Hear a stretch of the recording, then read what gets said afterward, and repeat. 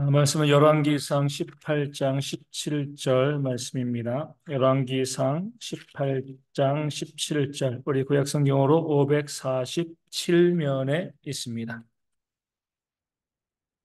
열왕기상 18장 17절, 구약성경으로 547면에 있습니다.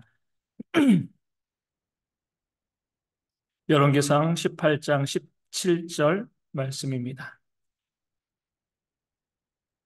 제 말씀을 읽어드리겠습니다. 엘리야를 볼 때에 아합이 그에게 이르되 이스라엘을 괴롭게 하는 자여 너냐. 아멘. 성경을 읽으면서 가장 마음이 아픈 구절 중에 하나가 바로 오늘 본문에 나와 있는 이 말씀이 되어지고요. 또 이 말씀이 마음이 아픈 이유는 이 아합왕과 같은 그런 사람들이 이 시대에도 너무나 많이 있기 때문에 그렇습니다. 뭐 악하기 때문에 그런 것이 아니라 아합 왕이 자신을 모르는 거죠. 그러니까 자신이 어떤 자인가, 내가 어떤 모습인가를 알지 못하는 그런 사람들이 이 땅 가운데 너무나 많이 있기 때문에 이 말씀이 또한 지금도 우리 가운데 유효하게 다가오게 되어지는 줄로 믿습니다. 이 아합은 어떤 왕이었어요? 뭐 이스라엘 역사 가운데 북이스라엘의 왕이었잖아요. 뭐 가장 악한 왕. 뭐 이 누구랑 필적할 수 없을 정도로 그런 악한 모습을 보인 것이 바로 아합이었습니다. 근데 이 아합이요, 이렇게 악한 왕의 대명사가 되어진 그 이유, 원인이 무엇일까요? 뭐 때문이죠? 부인 때문에. 그렇죠. 부인이 누구였어요? 이세벨. 이세벨은요, 어디의 공주였습니까? 시돈이죠, 시돈. 이방 땅 시돈의 그런 공주였습니다. 이방의 여인은 우상을 숭배하고요. 또 우상을 숭배하게 되어지면 여전히 뭐예요? 모든 것들이 우리 악할 수밖에 없습니다. 선한 것이 아니기 때문에 그 우상을 숭배하는 그 지역, 그 땅에 이 거룩하고 정결한 모습이 있을 수가 없는 거죠. 그렇기 때문에 그 악한 것을 어려서부터 자기 땅에서 배우고 익혀온 이 이세벨이요, 아방과 결혼하면서 그가 섬기고 있던 우상도 가지고 왔고요. 그의 삶에 있는 악하고 또 더러운 그런 모든 모습들, 이것들을 함께 가지고 와서 아합에게, 자기 남편에게 그 악한 것들을 심어 주었습니다. 그러하기 때문에 아합이요, 본디 악한 왕이었다 아니었다 성경에 나와 있지 않지만 어찌되었건 그 아내로 인하여서 정말 악한 삶을 살아가는 그런 모습임을 성경 우리 가운데 보여주고 있습니다. 그래서 누구든지 뭐예요? 우리 자손들, 우리 자녀들, 손주들 위해서 기도할 때 누구 위해서 기도하셔야 돼요? 그 자녀들이 믿음의 귀한 배우자를 만날 수 있도록. 그렇죠. 이 땅 가운데 우리가 살면 얼마나 살겠습니까? 우리 자주 말씀드리지만 금방이잖아요. 그렇죠? 금방. 삶의 금방입니다. 그리고 언젠가 우리는 다 하나님의 나라에 들어갈 수밖에 없습니다. 그 나라에 갈 수밖에 없어요. 심판을 받게 되어지는 거죠. 그럴 때 우리가 이 땅 가운데 거룩하고 선한 삶을 살아가는데 가장 중요한 역할을 감당하는 것이 배우자입니다. 배우자. 내가 어떤 배우자를 만나는가, 이것이 내 삶을 변화시켜 나갈 수 있게 되어지는 거죠. 그래서 우리가요, 우리 자녀들, 우리 손주들이 믿음의 배우자를 만날 수 있도록 기도하셔야 됩니다. 잘못 만나면, 믿지 않는 자들을 만나면, 믿지 않는 자들의 삶이 뭐예요? 세상에 향락과 괴롭과 즐거운 것들은 얼마나 많이 있습니까? 그런 삶에서 살아오던 사람들이 믿는 자와 만나면은요, 누가 이겨요? 믿지 않은 자가 이깁니다. 악한 것이 더 힘이 세요. 더 유혹하는 힘이 셉니다. 우리 믿음 생활하는 것이 얼마나 힘들고 어려워요. 주일마다 교회 나와야죠. 우리 거룩하게 살아야죠. 정직하게 살아야죠. 세상에 뭐 술, 담배, 뭐 악한 것들, 음란한 것들 우리 추구하지 아니하고 늘 하나님을 찬양하고 예배하는 거 우리는 좋지만 솔직히 힘든 삶입니다. 교회 바깥에 세상 나가면 좋은 것들 뭐 이게 뭐 좋다라기보다 그 사람들의 마음을 움직이는 것들이 얼마나 많이 있는지 몰라요. 그런 악한 것들이요 있기 때문에 점점 우리 아이들이 이 아동부 때는 교회 잘 다니다가 우리 청년부, 이 청소년부, 청년부 아이들이 커지면서 세상의 문화를 접하게 되어지면서 어때요? 세상에 재밌는 것이 즐거운 것이 너무나 많이 있거든요. 이 쾌락과 향락이 너무나 많이 있습니다. 그렇기 때문에 아이들이 점점 세상으로 나아가고 있는 그런 모습을 보이고 있습니다. 우리 외국인들도 오면 어때요? 우리 요즘 유튜브를 통해서 외국인들 영상들 참 많이 있는데 볼 때마다 눈살이 찌푸려지는 것은요. 왜 그렇게 욕을 잘하는지 몰라요. 그렇죠? 항상 그렇게 이야기하잖아요. 어떤 나라 언어를 배운다 할지라도 욕을 가장 먼저 배운다라고 이야기하는 것처럼 우리나라에도 정말 좋은 단어, 아름다운 단어들이 얼마나 많아요. 그런 단어들은 우리가 잘 안 쓰기 때문에 그런지 모르겠지만 잘 배우지 못하고요. 욕을 그렇게 배워가지고 유튜브를 찍으면서 그렇게 욕을 많이 합니다. 악한 것들이 그만큼 힘이 센 거예요. 그렇기 때문에 우리가 내 자녀가 아무리 신앙생활 잘해도요. 믿지 않은 배우자를 만나게 되어지면 믿음에서 떠날 가능성이 참 많아지게 되어집니다. 물론 거꾸로 믿지 않는 배우자를 교회로 이끌어오는 그런 믿음이 좋은 우리 청년들도 많이 있습니다. 하지만 내 자신의 믿음이 그렇게 견고하지 않는다라고 하면은요. 믿지 않은 배우자를 만나게 되었을 때 세상으로 나아가는 것이 훨씬 더 쉬울 수 있습니다. 그것을 바로 아합이 보여주고 있는 거예요. 이세벨 그 기존의 공주를 만남을 통해서 그 삶이요 악한 왕의 대명사가 되었습니다. 더욱더 큰 문제는 뭐예요? 그렇게 악한 삶을 살아가는데 자신이 악하다고 생각하지 않는다는 겁니다. 나 잘하고 있다라고 생각하는 게 더 큰 문제가 되어지는 거예요. 어떤 사람이건 내가 죄를 지었을 때 죄를 지으면 안 되겠지만 또 죄를 짓게 되잖아요. 그렇게 죄를 지었을 때 내가 죄인이다 라고 고백하면 어때요? 거기 희망이 있는 거죠. 예수님의 말씀을 듣고 깊은 데 그물을 던지고요. 고기를 많이 잡게 되었을 때에 베드로가 가장 먼저 주님께 무슨 말을 했어요? 나는 죄인이로서 나는 죄인입니다. 나를 떠나소서. 그 주님을 만나게 되어지면 자기 자신이 죄인임을 깨달아 알게 되어집니다. 그러면 희망이 있는 거예요. 나에게 문제가 있다고 생각하면 희망이 있는 건데 그렇게 버젓이 범하고요. 악한 삶을 살아가면서도 내가 죄인이고 악한 삶을 살아가고 있다는 사실을 깨달아 알지 못하고 내가 잘하고 있다고 생각을 하면은요. 그럼 그때부터 문제가 발생하게 되어지는 겁니다. 하나님께서는 엘리야를 통하여서 악한 왕 아합 때문에 그 땅에 기근을 선포하신 거잖아요. 아방의 범죄로 인하여서 아합과 이세벨의 죄로 인해서 그 땅에 기근이 시작되어진 겁니다. 그러면 어떻게 하면 기근이 끝나요? 아방이 회개하면 기근이 끝나는 겁니다. 그 악한 왕 때문에 그 땅에 기근이 임했기 때문에 그 아합이 회개하면 문제가 다 해결되어지는 거예요. 그런데 아합은요 회개하지 않았습니다. 내가 잘못한 것이 전혀 없다라고 생각했기 때문에 그래요. 그리고 누구를 찾아다녔어요? 엘리야를 찾아다녔습니다. 엘리야가 기근을 선포했기 때문에 엘리야가 나쁜 놈이라는 겁니다. 그 엘리야 때문에 그 엘리야의 입 때문에 이 땅에 기근이 임하고 많은 사람들이 고통을 당하고 있다라고 생각을 했습니다. 엘리야가 기근을 그 땅에 내린 건가요? 아니죠. 하나님께서 기근을 그 땅에 명하시고 그 기근을 선포하는 것이 엘리야죠. 그렇죠? 엘리야가 뭐 잘못했어요? 하나님이 주신 말씀을 그대로 선포했을 따름입니다.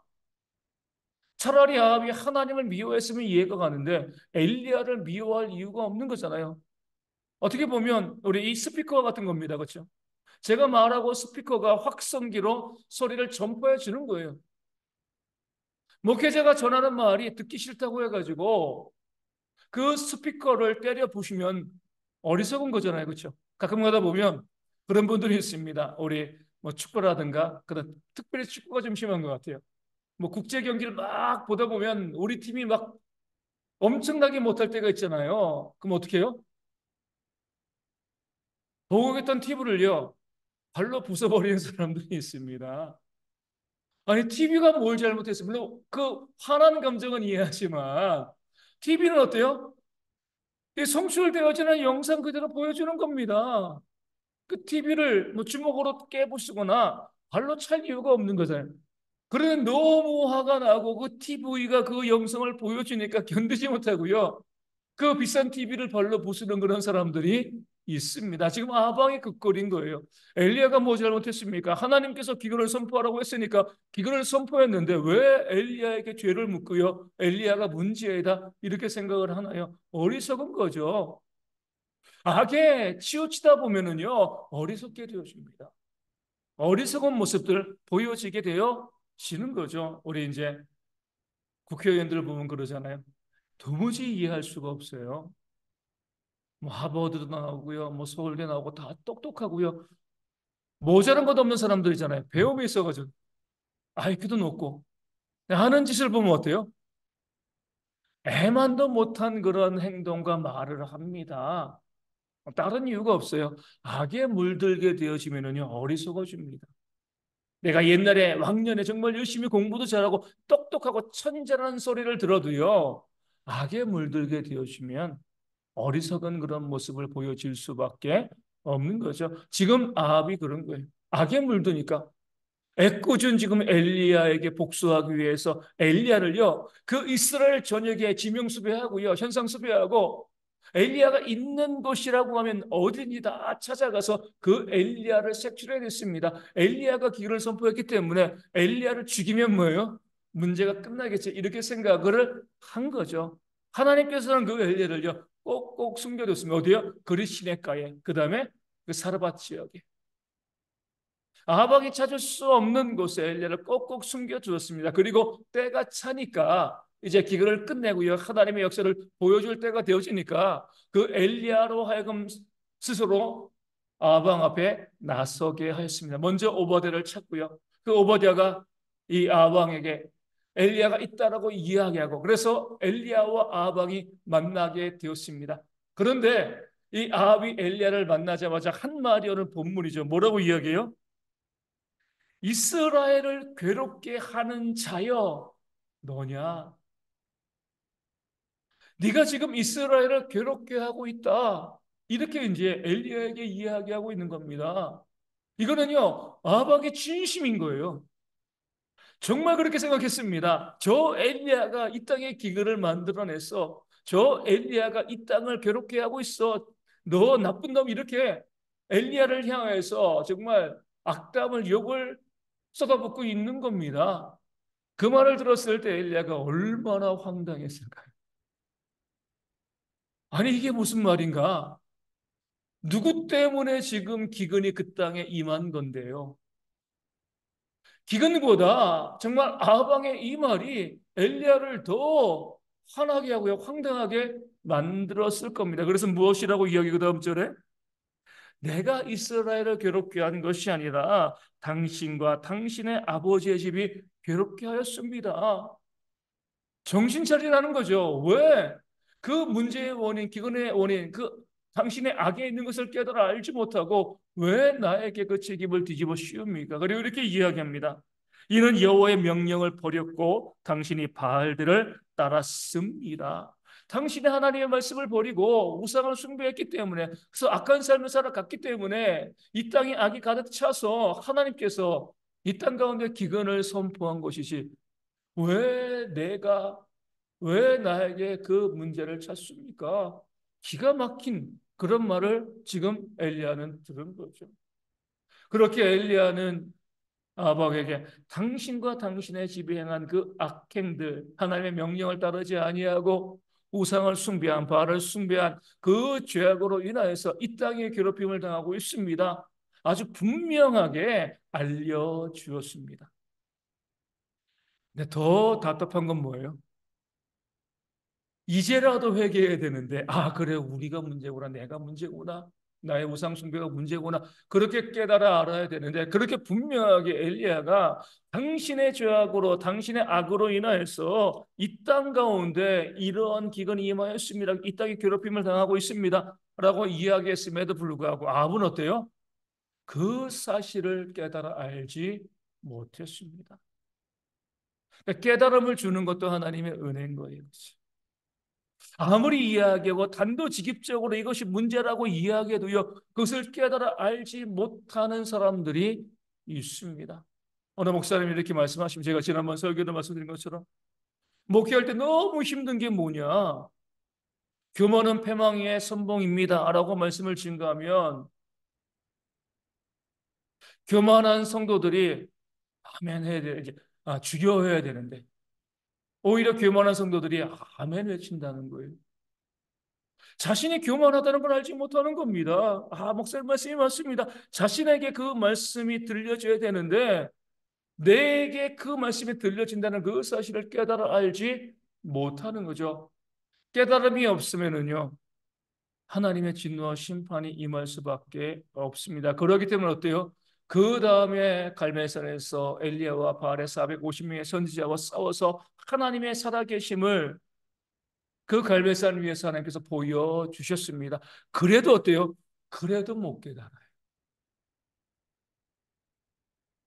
하나님께서 심판하시고자 하는 자들은요, 깨달음의 은혜가 발생하지 않으면 자기 자신이 어떠한 존재인지에 대해서 깨달아 알지 못하는 거죠. 성경에는요, 그런 사람들이 의외로 많이 등장합니다. 내가 누구인지 모르고요. 내 자신이 어떤 사람인지 알지 못하는 사람이죠. 세상에도 많아요. 오죽했으면 소크라테스가 오늘 말씀해 주신 것처럼 너 자신을 알라. 이 말을 했겠습니까? 철학자로서 너무나 답답한 거죠. 사람들이 자기 자신이 누구인지 알지 못하니까 그 말을 할 수밖에 없는 겁니다. 성경에서요, 최초로 자기 자신이 누구인지 알지 못했던 인물이 누구일까요? 최초면 다 아담과 하와입니다. 그렇죠? 그러니까 모든 죄의 시작은요, 아담과 하와에게 있는 거죠. 하나님께서는요, 아담과 하와로 하여금 그들이 피조물이라는 사실을 각인시켜 주셨습니다.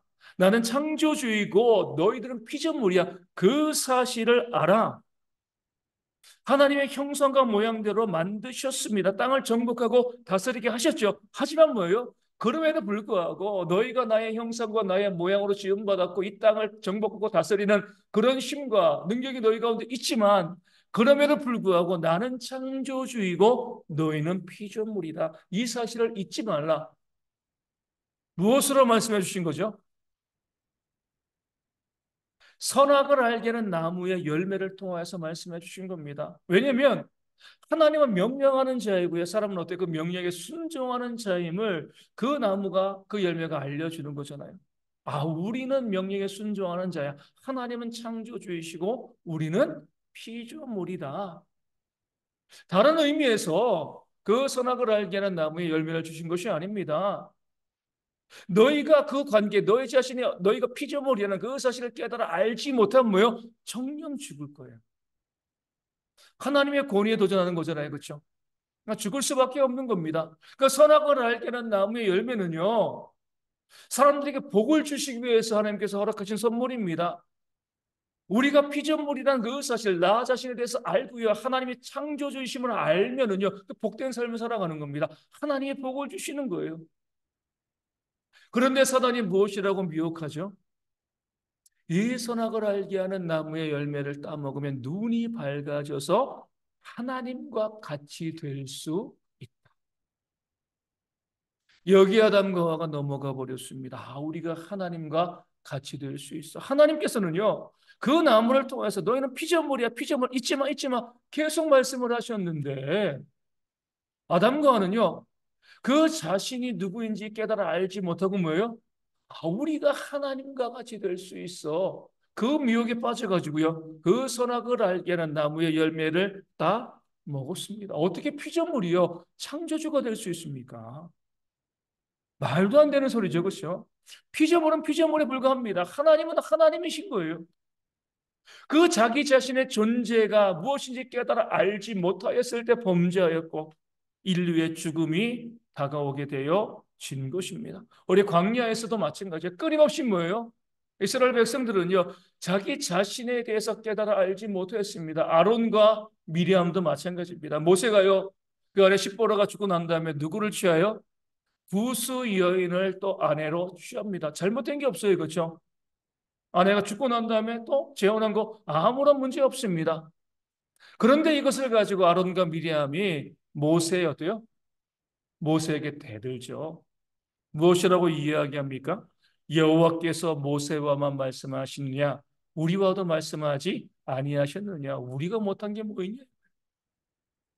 아론과 미리암은 모세의 형과 누나였잖아요. 특별히 미리암은 어때요? 모세가 갈대 상자에 담겨져서 그 나일강에 떠내려갈 때 그 곁을 지키면서 어떻게 보면 모세를 살린 그 생명의 은인이었습니다. 그렇다고 모세가요, 그 형 아론과 그 누나 미리암을 이 하대한 것도 아닙니다. 아론은 대제사장이었습니다. 그렇죠? 존중하고 섬기고 사랑했을 거예요. 그럼에도 불구하고 이 아론과 미리암은 어떤 마음이 들었던 거죠? 우리가 선배인데, 우리가 형이고 누나인데 왜 40년 동안 모세만 리더가 되냐? 모세만 혼자 대통령이냐? 이런 마음을 가진 거죠. 하나님께서 모세를 세우시고요. 그 힘든 사명, 우리가 뭐 명예롭다라고 보기보다 너무나 힘든 사명이잖아요. 그 사명을 맡겼습니다. 그랬을 때에 그 모세의 위치를 인정해 주고 함께 도와줘야 되는데 우리가 못한 게 뭐가 있어? 그 자기 자신이 어떠한 존재인지 깨달아 알지 못하고요. 모세에게 대들었다가 그 모세의 자리를 탐하였다가 미리암은 어때요? 문둥병에 걸렸잖아요. 나병에 걸렸습니다. 치욕스러운 질병에 걸리고 결국 죽임을 당했습니다. 레위 사람들도 마찬가지입니다. 우리 고라를 중심으로 해서 뭐예요? 모세에게 이렇게 이야기하잖아요. 네가 분수에 지나도다. 모세가 그렇게 수고하고 애쓰고 헌신했는데 레위 사람들이 야 우리가 못한 게 뭐 있어? 하나님께서 하나님의 교회 가운데 하나님의 일꾼으로 섬기게 하셨으면 감사해야 되는데 그 모세의 자리를 탐하게 되었습니다. 모세가 다시 말씀드리지만 레위인들을 하대한 것도 아니고요. 그들을 무시하고 멸시한 것도 아닙니다. 모세가 잘못한 것이 없는데 그들이 하나님께서 그들에게 주신 그 직분에 만족하지 못하고요. 그 모세의 직위까지 그들이 탐하면서 모세 보고 네가 분수에 지나도다. 그럴 때 모세가 레위 족속들에게 무엇이라고 이야기해요? 너희가 분수에 지나쳤다. 하나님께서 땅을 가르시고요. 그들을 삼켜버리셨습니다. 내 자신이 어떤 존재인지에 대해서 깨달아 알지 못했기 때문에 하나님의 진노의 심판을 받게 되어지는 거죠. 우리가 새벽마다 보는 우리 고린도 후서 말씀도 마찬가지잖아요. 사도 바울이 그들을 위해서 피와 눈물과 땀을 흘렸습니다. 복음을 증거하고 정말 너무나 그들을 섬기고요. 부모가 그 자녀를 기르는 것처럼 고린도 교회 성도들 애지중지 아끼고 사랑했습니다. 아직까지 그들의 신앙이 연약하니까 그들에게 사례도 받지 아니하고요. 자기 스스로 텐트를 만들어 가면서 다른 교회에서 또 후원을 받으면서 고린도 교회 정말 지극정성으로 섬겼습니다. 그러면 어떻게 해야 돼요? 감사해야죠. 그런데 고린도 교회 성도들은요. 사도 바울이 그들을 그렇게 섬기니까 자기들이 사도 바울보다 더 높이 있다고 생각을 했습니다. 우리가 이런 사람이니까 이렇게 능력 있는 사람이고 우리가 이렇게 대단한 사람이니까 사도 바울이 뭐예요? 알아서 기는 거야. 이렇게 이야기합니다. 그런 마음 가지고 사도 바울에게 야, 네가 사도냐? 이 사도 바울을 무시하고 멸시한 거죠. 사도 바울은 사랑의 마음을 가지고 그들이 정말 연약하고 또 부족한 사람들에게 불구하고요. 그들을 섬기고 사랑했는데 그들이 섬김과 사랑받다 보니까 어때요? 자기 스스로 과대평가하고 우리가 이런 사람이야라고 생각하면서요. 그들을 위해서 애쓰고 수고한 그런 사도 바울을 무시하고 멸시한 거죠. 자주 제가 말씀드리잖아요. 군에서 제가 사단장 당번병 되어져 가지고 여름에 사단장에게 들어온 수박이 큰 통이 한 통 있어가지고 사단장 한 조각 먹고요. 남은 거 가지고 제가 PX에 가가지고 사이다 사가지고 또 종이컵 사가지고 화채를 만들어가지고 부대에 있는 우리 사병들에게 고참도 쫄따구도 다 돌렸습니다. 그때 당시는 부대에 에어컨이 없었거든요. 얼마나 더워요 여름에. 또 군복 다 입고 있으니까 수고하니까 제가 조금 더 편한 자리에 있으니까 다 그렇게 섬기고 사랑하고 그렇게 나눠주고 했죠. 그랬더니 어때요? 제 쫄병들이, 제 쫄따구들이 저랑 교대할 때 늦게 오는 거예요. 만만한 거예요. 주먹으로 때리고요. 그때는 이제 이 폭행이 있었으니까 뭐 기합치고 그런 고참들은 무서워합니다. 말 잘 들어요. 때리지도 않죠. 뭐 잘 대해주고 어떤 고참이 자기 돈 들여가지고 화치 만들어가지고 쫄딱이 나눠줍니까? 그렇게 나름대로 섬기고 해줬더니 야 쟤는 만만해. 우리가 근무교대 늦게 가도 괜찮아. 자기가 쫄딱이란 그 사실, 그 위치를 잊어버리는 겁니다. 당연히 쫄병이면 고참에게 또 잘하고 또 먼저 가가지고 근무기도 해줘야 되는 건데 잘 대해주다 보니까 자기가 내가 더 높은 사람이야. 이렇게 생각하게 되어 지는 거죠. 그러기에 하나님의 또 책망과 심판을 받게 되어 지는 겁니다. 많은 죄는요, 내가 어떠한 존재인지 나 자신에 대해서 잘 알지 못하기 때문에 발생을 합니다. 그렇게 나 자신에 대해서 우리가 잘 알지 못하는 이유는 뭐예요? 나 자신을요, 과대평가하니까. 아담과 어도 어땠습니까? 하나님과 같이 될 수 있어. 모세와 아론과 미리암도 레위 족속도 고린도의 성도들도 마찬가지입니다. 나는 이런 사람이야. 나 이렇게 존중받아 마땅한 사람이야. 나 자신에 대한 과대평가가 발생하니까요. 내가 누구인지 알지 못하니까 악을 행하게 되어지고 그러면서도 그것이 죄인지 악인지 알지 못하는 그런 어리석음이 벌어지는 겁니다. 제가 군대에 있을 때 이제 부사단장님 한 분 계셨습니다. 이 대령이에요. 이제 부사단장님 또 운전병이 있습니다. 근데 이제 운전병이 말년병장이었습니다. 우리 예전에 떨어지는 낙엽도 조심하는 그런 말년병장. 아무것도 무서울 것이 없는 그 말년병장이었는데 한 제대 한 2, 3개월 정도 남겨놓은 것 같아요. 저녁에 한 11시쯤 이 사령부에서 이 부사단장 이 당번병을 호출했습니다. 부대에서는 10시쯤이거든요. 자고 있다가 이 사단장 이 공간에서 자고 있다가 이 갑자기 호출을 받으니까 이 말년병장이 화가 난 거예요. 장기가 호출했는데도 야 누가 이 말년병장을 건드리냐. 그래도 이제 이 영관급이 부르니까 안 갈 수 없으니까 차를 끌고 이제 이 사령부 이 사무실에 이제 딱 갔죠. 갔더니 이제 그 이 장교가 일찍 장교가 우리 한분 모시고 이 속초에 갔다 와라 이렇게 이야기하는 거예요. 저희 부대는 삼척에 있었거든요. 속초까지 제가 이제 이번에 한번 설교 준비하면서 보니까 한 110km 정도 되더라고요. 예, 그때는 이 고속도로 없었거든요. 그 밤길을 110km 가는 거 힘들죠, 그렇죠? 또 다시 오면 또 110km, 220km잖아요, 그렇죠? 그러니까 막 화가 난 거예요. 자고 있는데 왜 나를 불러가지고 그렇게 먼 길을 가라고 하냐 딱 뒤려봤는데 사복을 입은 이제 할아버지 한 분, 나이 든 분이 한 분이 그 이제 이 타는 겁니다. 아이 부사관 같은 거예요.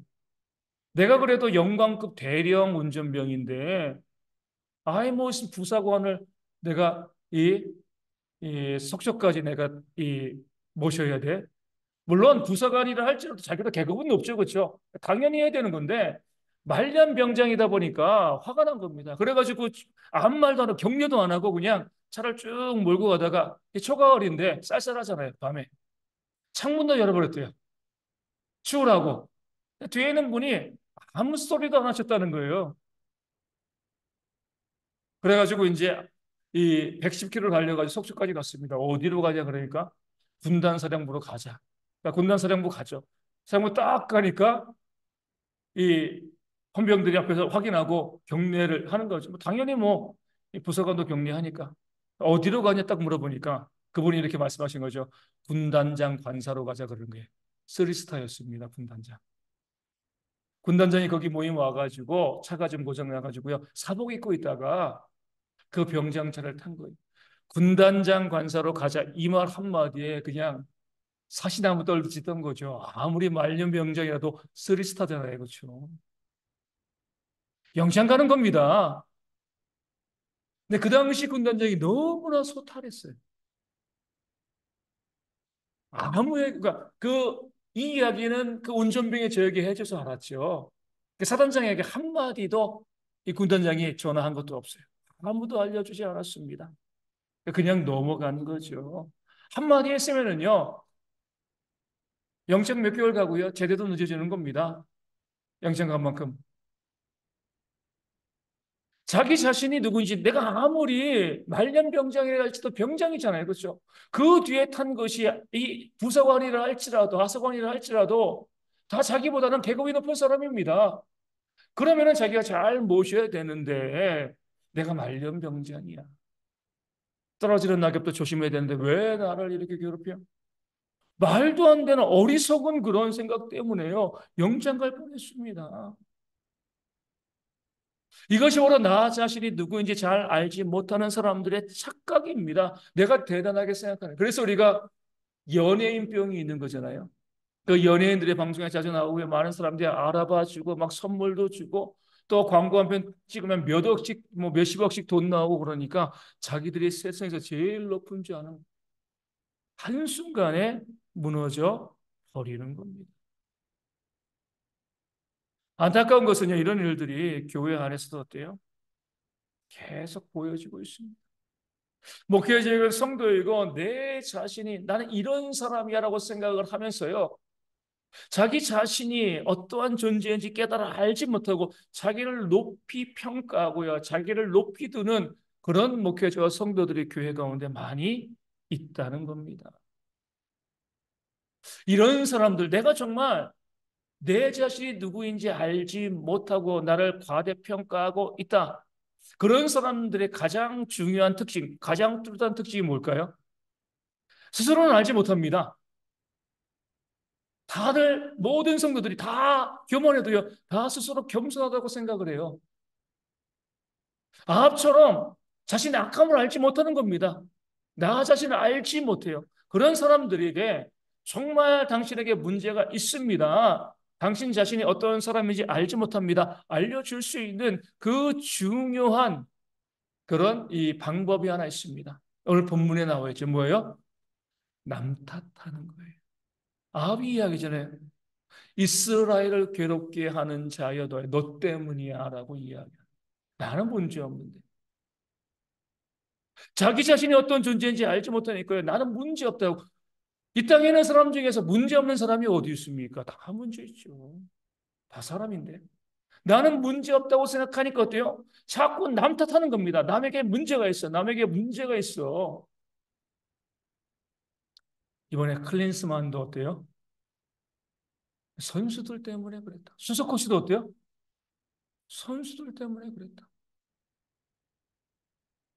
내 자신이 어떤, 그러니까 끝까지 아마 지금도 나는 잘못한 게 없다라고 생각을 하는 겁니다. 그러니까 그 자신에게도 불행한 거죠. 발전이 안 되는 거잖아요. 그렇죠? 나는 잘못한 게 없어. 내가 뭐가 문제야? 저 선수들, 치고받고 싸운 선수들이 문제지. 물론 싸운 건 잘못이지만 그 감독이 싸우지 말게 했어야죠. 그렇죠? 규율을 잡아 나갔어야죠. 근데 자기가 잘못한 게 하나도 없는 겁니다. 선수들의 문제인 거예요. 마찬가지로 나 자신이 누구인지 잘 알지 못하는 그런 사람들, 그렇기 때문에 지속적으로 악과 죄에 빠져드는 사람들의 가장 큰 특징은요, 다른 사람들에게 비난의 화살을 돌리는 거예요. 너 때문이란 거예요. 당신 때문에. 목회자도 어때요? 아, 교회가 왜 부흥하지 못해? 아, 성도들 때문이야. 나는 문제가 없는 거예요. 그렇죠? 그럼 그때부터 교회가 무너지는 성도들도 누구 때문에, 누구 때문에, 누구 때문에 그 다른 사람들에게 손가락질하고 비난하고 정죄하고 저 사람이 문제야, 저 사람이 문제야. 계속 그런 마음을 갖게 되어지면 그게 바로 교만인 것이고요. 나 자신이 어떤 존재인지에 대해서 결코 알지 못하는 그런 어리석은 그런 삶을 살아가게 되어지는 겁니다. 아합도요, 자기는 문제가 없다고 생각했습니다. 엘리야, 네가 문제예요. 우리 가운데 그런 태도 정말 조심하시오. 나에게는 아무런 문제가 없고 늘 다른 사람에게 문제. 이것도 누가 잘해요? 정치인들이 잘하잖아요. 그렇죠? 총선 때가 되어지면 정말 듣기 싫어요. 그렇죠? 다 누구 때문이야, 누구 때문이야, 누구 때문이야. 다 다른 사람들 때문이라고. 나는 아무런 문제가 없고 다 누구 때문이라고 다른 사람을 비난하고 정죄하는 것. 이것이 바로 나의 교만의 증거가 되어주는 겁니다. 내가 내 자신이 어떤 존재인지 알지 못하고 나를 과대평가하는 거예요. 나에게 문제가 없으니까 다 다른 사람은 어때요? 문제가 있는 것처럼 보이게 되어 지는 겁니다. 우리 신앙에 정말 중요한 원리는 이것입니다. 자주 말씀드리잖아요. 나에게는 어떻게 해요? 엄격해. 다른 사람들에게는요, 관대. 나에게는요, 내가 핑계대지 말아야 됩니다. 하지만 다른 사람들은요, 이해하고 용납하고, 아, 그래, 그럴 수 있어라고 생각을 해야 돼요. 그런데 우리는 어때요? 나에게는 너무나 관대해요. 나와 내 편은 너무나 관대해요. 내로남불이잖아요. 그렇죠? 내가 똑같은 잘못을 해도 나는 할 수 있는 잘못인 거예요. 반면에 다른 사람들은요, 그거 하면 안 되는 거죠. 똑같은 잘못을 했음에도 불구하고 나는 문제 없고요. 다른 사람들에게 문제가 있고 늘 그렇게 내 주변, 나 이외의 다른 사람들에 대해서 손가락질하고 비난하고 정죄하고요. 엄격하게 그들을 심판하는 그런 모습이 우리 가운데 있다라고 하면 우리가 곧 악입니다. 이스라엘의 가장 악한 왕이 아합이다라고 함부로 이야기하지 마세요. 내가 그렇기 때문에 그래요. 우리 기독교에서 한 건 아니지만 카톨릭에서는 예전에 어떤 스티커 붙었어요? 내 탓이요. 내 문제다. 나로 인해서 이런 문제가 발생했다고 이야기하는데 정치인들 다 안 그러잖아요. 교회에서도 그러지 않습니까? 가정에서도 이스라엘에서도 그러지 않아요. 내 문제고 내가 잘못했다라고 이야기하지 아니하고 늘 다른 사람을 향해서 비난하고 정죄하는 그런 모습, 이것이 곧 내가 아합이라는 증거가 되어 지는 겁니다. 그런 어리석음을 버리고요.